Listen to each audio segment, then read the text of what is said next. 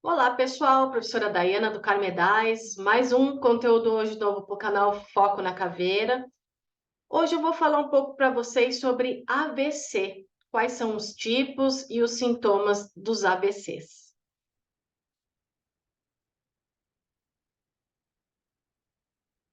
Então, quais são os tipos de AVC? Né? Antes mesmo da gente distinguir quais os tipos de AVC, o AVC ele é responsável aí por 6,7 bilhões de óbitos em todo o mundo. Então, é muita coisa, né? O acidente vascular cerebral, conhecido como AVC, ele também é conhecido como um derrame, tá? É caracterizado aí pelo entupimento e posteriormente um rompimento aí das veias responsáveis por levar sangue ao nosso cérebro. Acomete aí mais o sexo masculino, atingindo aí principalmente a faixa etária entre 30 e 40 anos. Então, nós temos dois tipos de AVC.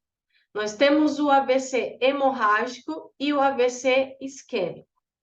Qual a diferença, né? Então, o acidente vascular cerebral, que é conhecido, hemorrágico, conhecido como AVCH, ele é o rompimento de um vaso, veia ou artéria dentro do cérebro, provocando aí uma hemorragia ou inchaço na área afetada, consistindo em dois tipos. Nós temos o AVC hemorrágico subaracnoide, que é um aneurisma, ou intracerebral. O hematoma intracerebral é um tipo de AVC hemorrágico, porém o sangramento ocorre dentro de um tecido cerebral, estimulando aí o crescimento pela pressão que é feita e abscesso nas estruturas locais, levando à lesão neurológica. Já a hemorragia subaracnoide ocorre uma ruptura do aneurisma intracraniano. Então, ele se rompe, provocando aí uma forte hemorragia na região afetada. Um dos sintomas mais comuns é a cefaleia súbita, é quando ocorre intensamente na hora em que se dá a ruptura desse aneurisma, a pessoa sente uma dor absurda na cabeça. Por quê? Porque esse aneurisma teve uma ruptura. O Ministério da Saúde, né, menciona que esse tipo de AVC aí é 15% dos casos de acidentes vasculares cerebrais, podendo levar aí facilmente ao óbito desse paciente. Já o acidente cerebral isquêmico, que é o AVCI, ele é uma obstrução de um vaso sanguíneo que impede o fluxo de sangue para as células cerebrais. Em razões dessa obstrução, grande parte das células elas morrem em minutos ou após o início desse AVC isquêmico, que ocorre de forma súbita. O AVCI, que é o AVC isquêmico, ele tem três tipos. Então, nós temos o trombótico, a embolia e a insuficiência circulatória. Quando a gente fala de trombótico, são 60% dos casos de AVC isquêmico é causado por placas de gordura, que são conhecidas aí como aterosclerose, que vai ocasionar o quê? Um entupimento dos vasos cerebrais por causa do acúmulo de gordura, tá? Causado o que esse acúmulo de gordura? Por mau hábitos de saúde, como tabagismo, obesidade, pressão alta, entre outros sintomas aí e fatores. A embolia é quando essas placas de gordura ela se desprende de outra parte do corpo ou do coração, que faz a viagem até o cérebro por meio aí da corrente sanguínea.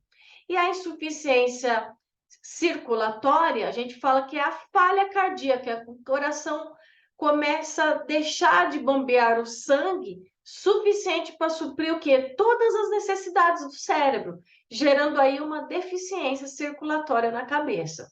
Então, aqui é um exemplo aí, né, de aterosclerose, e aqui, quando a gente tem a embolia ou trombo, né? Então, a gente tem a corrente sanguínea normal, com fluxo normal na veia, sem nenhuma obstrução, e quando a gente tem o trombo, né? a gente tem o fluxo sanguíneo obstruído. Então, o acidente cerebral isquêmico, ele pode ser desses três tipos: trombótico, embolia ou uma insuficiência circulatória. Quais são os sintomas, né, do AVC? Muitas das vezes, a alteração na fala e na compreensão já é um dos sintomas. A confusão mental, alteração na visão, alteração do equilíbrio ou coordenação ou tontura, dor de cabeça súbita sem motivo aparente e fraqueza ou até mesmo formigamento, tanto na face, no braço, na perna, sendo especificamente em um lado do corpo. E quais são os fatores de risco, né? Como todas as doenças, a gente sabe que existem fatores de risco, né? Então, os hábitos prejudiciais à saúde, como tabagismo, a falta de exercício e cuidados regulares aí com a rotina, como exames periódicos, aumentam aí as chances da ocorrência de um AVC, sendo ele isquêmico ou hemorrágico. Em geral, um dos maiores fatores de risco aí é o alcoolismo, a obesidade, a diabetes, o colesterol alto, arritmias cardíacas também, ferimentos graves na cabeça ou no pescoço, ou vasculite, que são doenças causadas por sífilis, tuberculose e doença de Lyme, que é uma doença transmitida por carrapatos, e o infarto agudo do miocárdio, entre outros fatores aí. E qual que é a prevenção? Né? Então, a prevenção, claro, é o quê? A prática de exercícios físicos aliados com os check-ups periódicos são essenciais aí para evitar qualquer AVC, sendo ele hemorrágico ou isquêmico, e além disso, ter um cuidado com a alimentação e com o peso, né? Com o que faz a diferença quando a gente menciona aí de prevenção. E é muito cuidado e muita atenção atento à pressão. Ou seja, a qualquer sinal de diferença, procure sempre o médico e evite fazer uso de uma automedicação, ok? E aí, como sempre, algumas patologias, existem mitos e verdades em relação ao AVC, tá? Então, aí eu selecionei algumas perguntas que o pessoal questiona muito, né?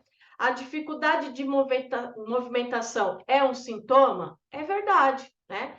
A dificuldade de movimentação de braço ou perna do mesmo lado do corpo, que a gente fala hemiparesia, e até mesmo alteração da fala, como dislalia e deconsciência, é um sinal de derrame. A atividade física diminui o risco de acidentes cardiovasculares? É verdade, né? Assim como não fumar e ter controle da hipertensão arterial, diabetes, hábitos saudáveis serão sempre bem-vindos para evitar aí o AVC, sendo ele isquêmico ou hemorrágico. Ocorre apenas uma vez numa só pessoa? É mito, né? É possível que o AVC aconteça aí mais de uma vez no mesmo paciente, até que ele seja socorrido, levado ao hospital, ele pode ter mais de um AVC. O derrame acontece somente depois dos 40 anos? É mito também, tá?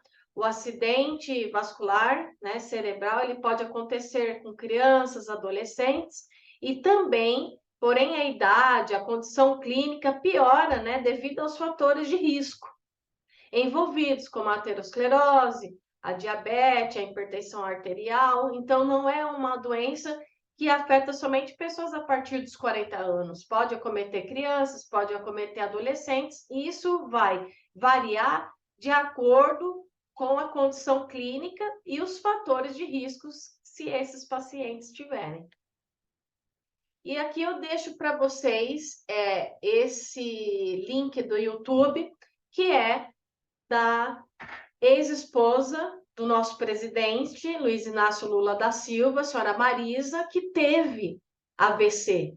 Porém, ela teve um AVC hemorrágico, tá? Eu deixei para que vocês pudessem assistir e acompanhar também mediante ao conteúdo de hoje. Espero aí que vocês tenham gostado. Deixe as curtidas de vocês, os comentários e os compartilhamentos. E até a próxima. Tchau, tchau.